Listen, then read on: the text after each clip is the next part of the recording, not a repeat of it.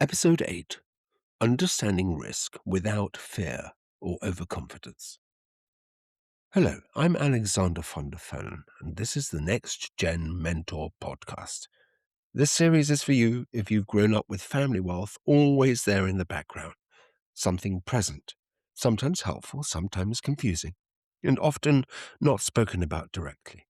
And now that wealth is becoming something that you will soon have to relate to, possibly take responsibility for. And I'm here to help you get ready for that. Last session, we spoke about how to live with wealth without being defined by it. That is a question of identity, of positioning yourself within something that already exists. And now we move one step further, because once you begin to define your position, you'll inevitably be asked to make decisions. And behind every decision, whether it's visible or not, sits one thing: risk. Not risk in the way it's usually presented, not as a number, not as a model, not as a probability calculation sitting in a confusing spreadsheet, but as something much more personal, something that sits behind your decisions, your judgment. But before we go further, it's worth pausing just for a moment, because you might not realize it, but you've already got a relationship with risk. It just may not be the one you think. If you look back at your life so far, most of the risks that you've encountered have been contained, structured, and managed in a way that limited real downside. At school, risk for you may have been the risk of failing exams, the pressure to achieve, to meet expectations, to get into the right college or university. Socially, risk for you may have been about belonging, friendships, reputation, saying the wrong thing, being misunderstood, or not quite fitting in. Within your family, risk may have been around you rather than about you, and appeared more indirectly. Conversations that you overheard about business, about investments, about decisions being made, sometimes involving large sums, but without you being directly responsible for the outcome. And in practical terms, many of the consequences that would normally follow risk have been softened. If something did not work out, there was usually a safety net, an opportunity to try again, space to adjust, and overall, protection from the full impact. That doesn't mean you've not experienced pressure. You have, but it's often been a different kind of pressure, more about expectation than the pressure of consequences, more about perception than loss, and that shapes how risk feels to you. Because until now, risk has largely been something observed, or at most experienced at a distance, not something you've had to carry yourself. And now that is beginning to change, because as you step into a more active role in your family system, decisions begin to sit with you more directly, and with that comes a different relationship to risk, no longer theoretical, but increasingly personal. Question: I hear a lot about risk. What does it really mean? Well, that's a good place to start. Definitions. Most of what you'll hear about risk is technical. You'll hear about volatility risk, downside scenario risk, diversification risk, asset allocation. All of that has its place, but it's not where risk begins. Risk in your position is behavioural. It's how you respond when something is uncertain, how you react when outcomes are not guaranteed. It's how you make decisions when you can't see the full picture. And that's why two people can look at exactly the same situation and come to entirely different conclusions. Not because one is more intelligent than the other, but because they relate to risk differently.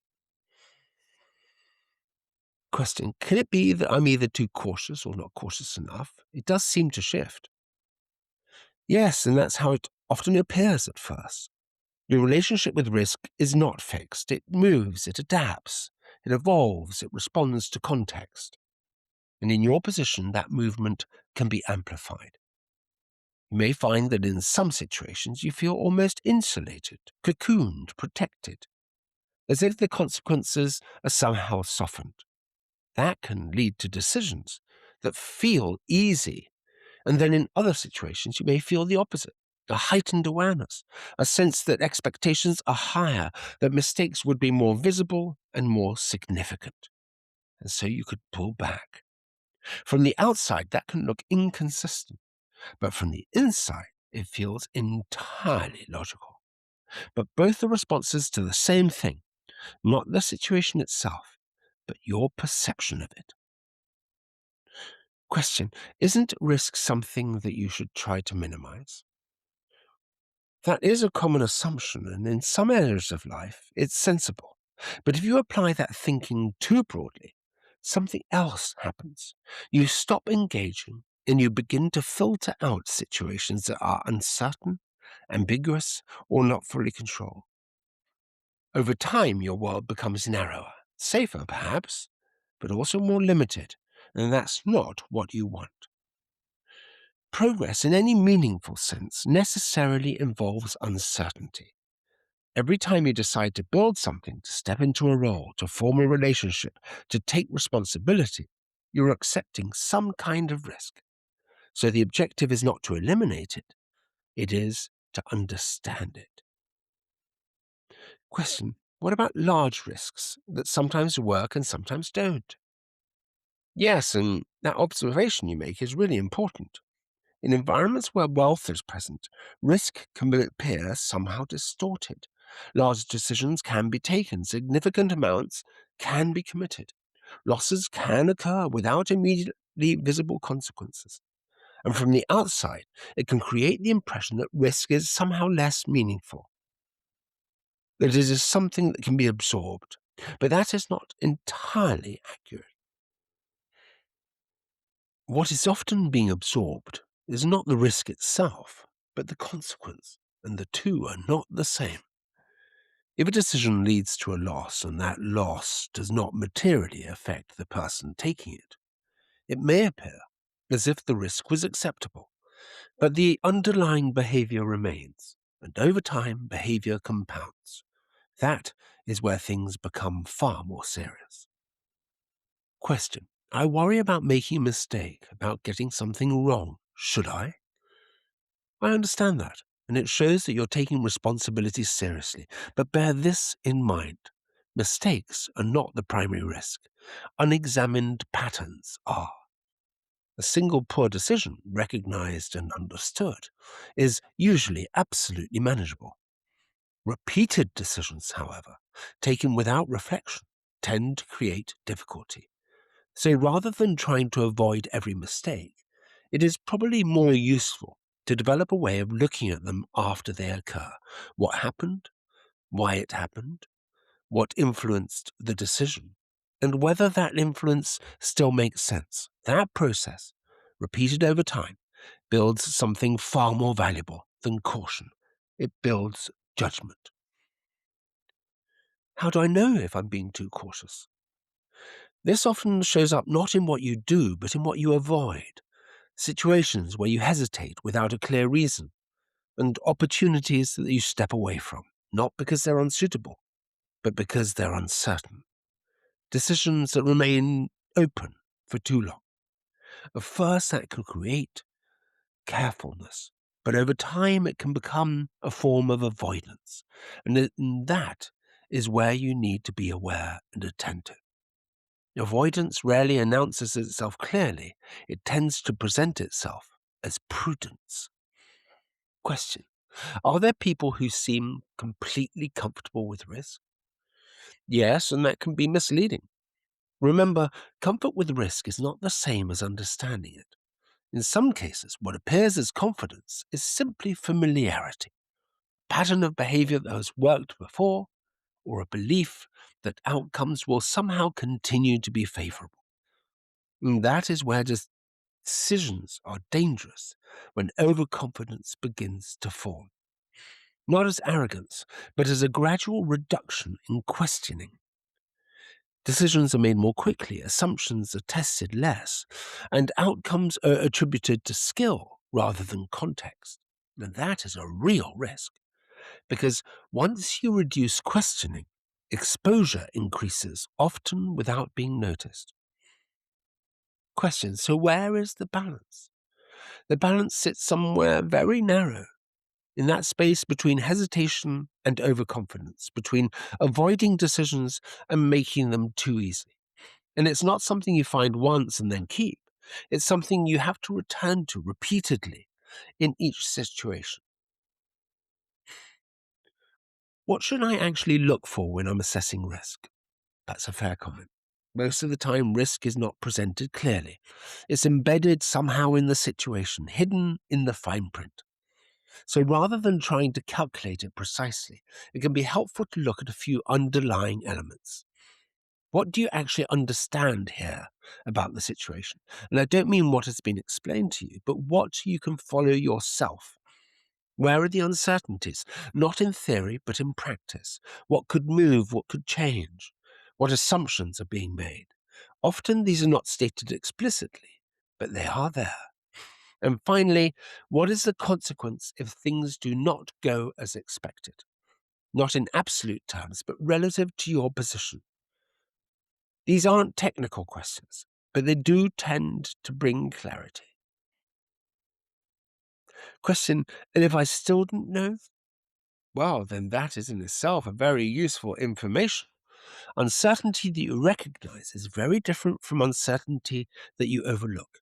If something is unclear, you can slow down, ask more, observe more, or decide not to proceed. All of those are valid responses. When it becomes more problematic is when you move forward without recognizing that something is unclear. That is where risk becomes hidden. Question: is it normal that people sometimes just don't talk about risk? Yes, it happens more often than you think, even in experienced people. Risk, particularly when it leads to loss, can carry a certain, sensitivity. It may be seen as a failure or something to be managed discreetly, and so discussions become more focused on outcomes than on decisions. But that limits learning, because if you only see the result, you miss the whole process that led to it, and over time, that creates gaps in understanding. Question: does that make it harder to learn? It does. It does do exactly that, which is why, where possible, it helps to look beyond the surface. Not at just what happened, but how the decision was made, what information was used, what was ignored. That level of detail is not always available, but when it is, it's far more instructive than the outcome alone. Question: surely because of the wealth, the stakes are either too high or not real.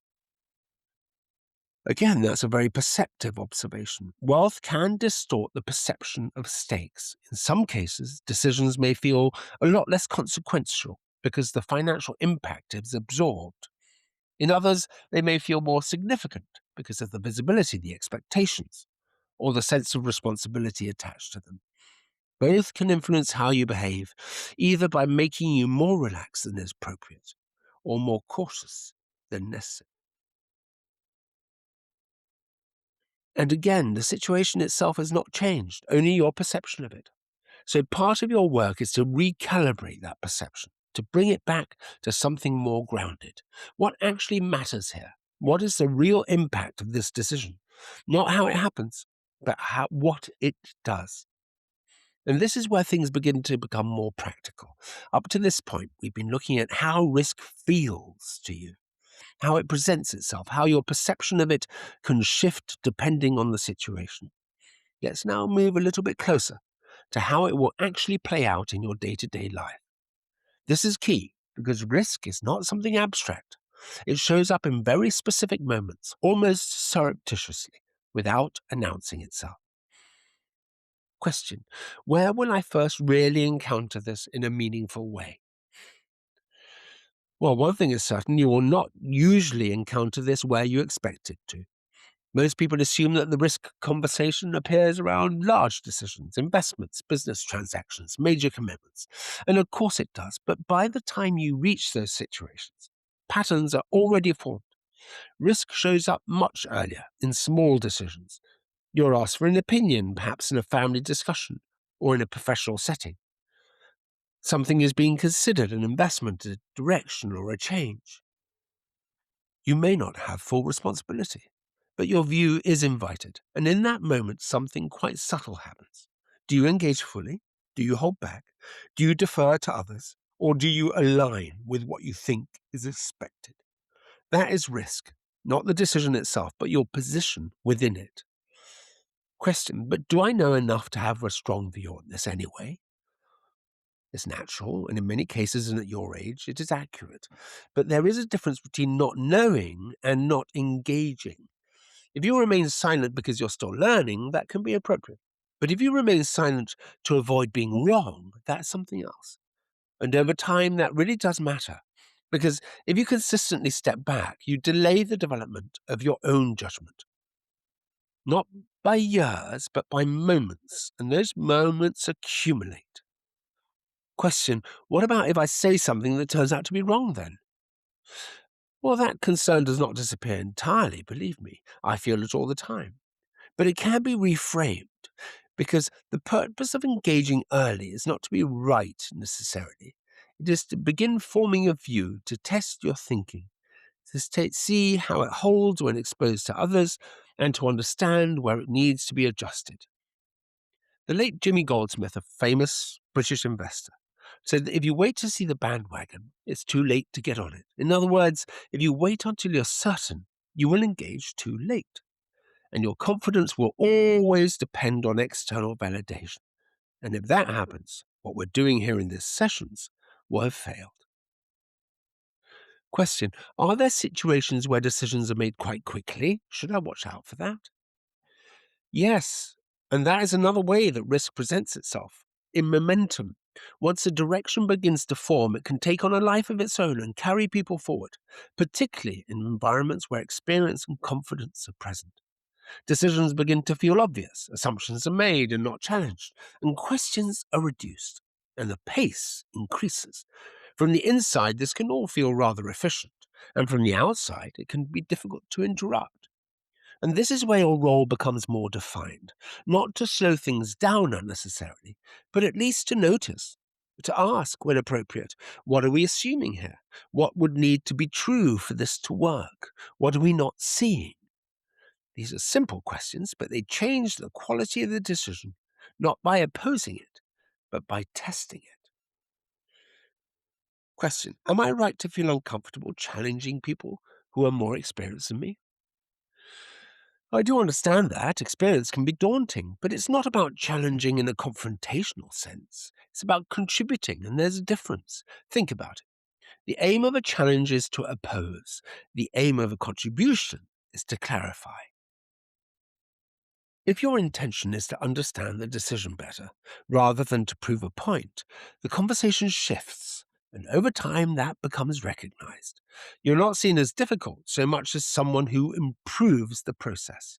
Like most of what we're discussing here, it's quite subtle. The fact is that risk in practice rarely appears as a clear signal. It's embedded in behavior, in pace, in assumptions, in what is said, and often in what is not said. Question, what about those times that people seem very confident and it turns out differently?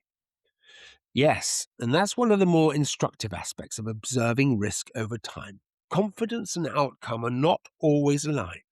Someone can speak with clarity, conviction, experience, and still be wrong, not because they're in any way incapable, but because the situation changed, the data was incorrect, or an assumption simply didn't hold, or something was overlooked.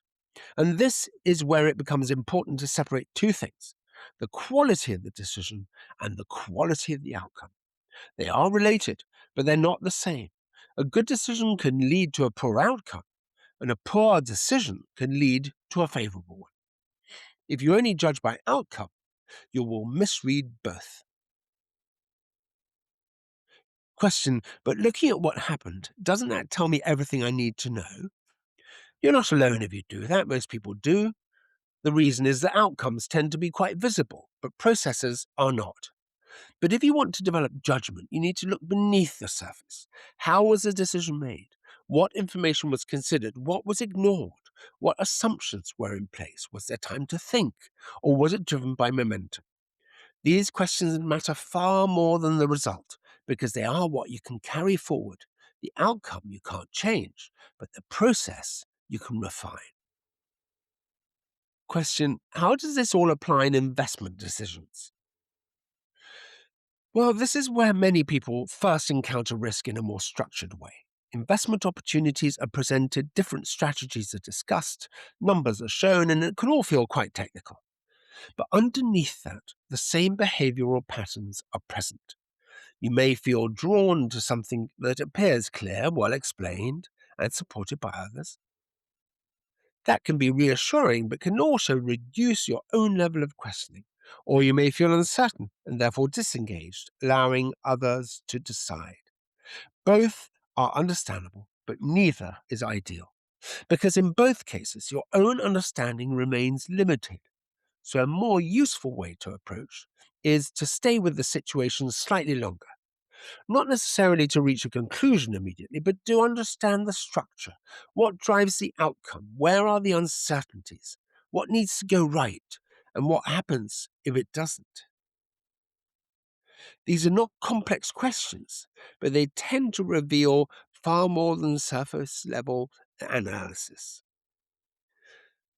Question: I've heard people talk about risk tolerance. How does that fit into this? Risk tolerance is often presented as something fixed, a category. You're either conservative, balanced, or aggressive. But in practice, it's a lot more fluid. It changes the more experienced you are. It changes with context, with recent outcomes. Someone who has experienced losses may become more cautious. Someone who has seen consistent gains may become more confident. So rather than thinking of risk tolerance as a fixed characteristic, it is more useful to see it as something that needs to be observed in yourself. How do you react when things move against you? Do you become more cautious? Do you ignore it? Do you adjust? There's no single correct response. But being aware of your pattern is important because that pattern will influence your decisions, often more than the situation itself. And this becomes more complex over time because the scale increases. The decisions become larger. The number of people involved grows, and the consequences, whatever financial or otherwise, become more visible. But the underlying principles remain the same: clarity of understanding, awareness of assumptions, separation of process and outcome, and the ability to pause. That pause becomes more valuable over time, not as a hesitation, but as a way to maintain perspective. Question: I've also seen situations where people double down when something goes wrong. Is that a natural reaction? Yes. And that is another pattern worth noticing.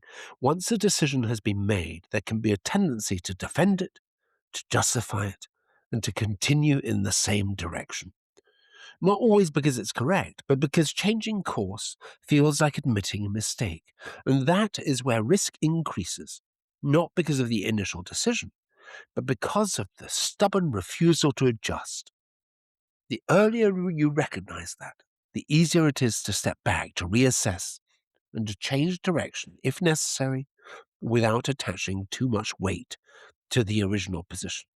It does require discipline, of course, but it is a form of discipline that builds gradually through small moments, not through large declarations. Each time you notice something, each time you pause, each time you adjust, you reinforce it, and over time it becomes more natural. Question: what does it look like when someone gets this all right? It's not always obvious, and it's not a dramatic signal, but there is a certain consistency. They engage with situations without being rushed by them. They ask questions without needing to dominate the conversation. They make decisions when appropriate, and they adjust when necessary, without overreacting or ignoring. They're not free from mistakes, but their mistakes tend to be contained because they are recognized early and addressed. That's what you're aiming for, not perfection, but consistency and clarity. So before we close this session, let's just summarize it. Risk is not something external that you manage occasionally, it's something internal that shapes how you operate in small moments, in conversations, in decisions. And over time, those moments accumulate, they form patterns, and those patterns define how you relate to uncertainty. So for now, let's just keep your focus on a few things. Here's a list of things to do. Firstly, engage in decisions, even when you're still forming your view. 2, ask simple questions that clarify assumptions. 3, look beyond outcomes and understand how decisions were made. 4, notice your own patterns when situations become uncertain. 5, allow yourself to adjust without attaching too much to past decisions. And here are some things to avoid. Number 1, staying silent in order to avoid being wrong. 2, following momentum without understanding it. 3, equating confidence with correctness. 4, judging decisions purely by their outcome. 5, holding on to a position simply because you've taken it. This is not about becoming more confident or more cautious. It's about becoming more precise in how you see things, in how you respond, and in how you decide. And in the next session, we will move into governance, not as a concept, but as something that shapes how families operate in practice and how decisions are structured over time. Until then, I am Alexander von der Fell.